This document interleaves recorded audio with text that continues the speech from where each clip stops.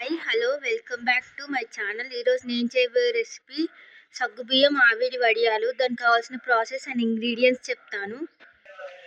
ఇప్పుడు ఇంగ్రీడియంట్స్ చెప్తాను. 1 కప్ బియ్యం పిండి, 1 కప్ బియ్యం పిండికి హాఫ్ కప్ సగ్గుబియ్యం నానబెట్టుకోవాలి.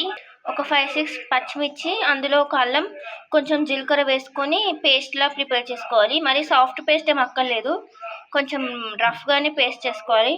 ఇప్పుడు దీని ప్రాసెస్ చెప్తాను. ఇలా కచ్చపిచ్చలా పేస్ట్లా చేసుకోవాలి. ఇప్పుడు ఒక బౌల్లో 1 కప్ బియ్యం పిండి వేసుకోవాలి, హాఫ్ కప్ సగ్గుబియ్యం వేసుకోవాలి, అండ్ పచ్చిమిర్చి పేస్ట్ వేసుకోవాలి. టేస్ట్కి సరిపడా సాల్ట్ వేసుకోవాలి.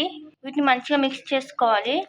దోశ బ్యాటర్ కన్నా కొంచెం థిక్గా మిక్స్ చేసుకోవాలి. వీటిని ఇలా బ్యాటర్లా మిక్స్ చేసుకోవాలి. కన్సిస్టెన్సీ ఇలా ఉండాలి, చూడండి. ఈ కన్సిస్టెన్సీలో మిక్స్ చేసుకోవాలి. ఇందులో కొంచెం పసుపు, జీలకర్ర వేసుకొని కలుపుకోవాలి. కన్సిస్టెన్సీ ఇలా ఉండాలి. మరీ పలచగా ఉండకూడదు, మరీ థిక్గా ఉండకూడదు. ఇలా చూపెడుతున్న విధంగా ఉండాలి. ఇప్పుడు ఒక ప్యాన్లో వాటర్ వేసుకొని బాయిల్ చేసుకోవాలి. ఇవి మంచిగా బాయిల్ అవ్వాలి వాటర్. ఇలా ఒక వెడల్పాటి గిన్నె తీసుకోవాలి.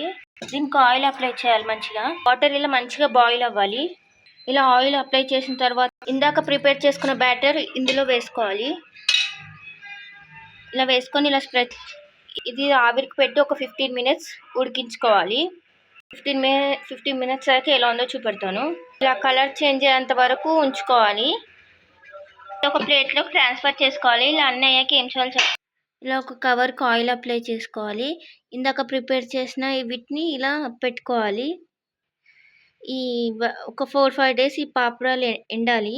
వడియాల పాపడ ఏదో ఒక 5 డేస్ ఎండితే సరిపోద్ది. ఎండియాక ఇలా ఉంటాయి వడియాలు. మీకు కనుక ఈ వీడియో నచ్చితే please like, share and subscribe to my channel.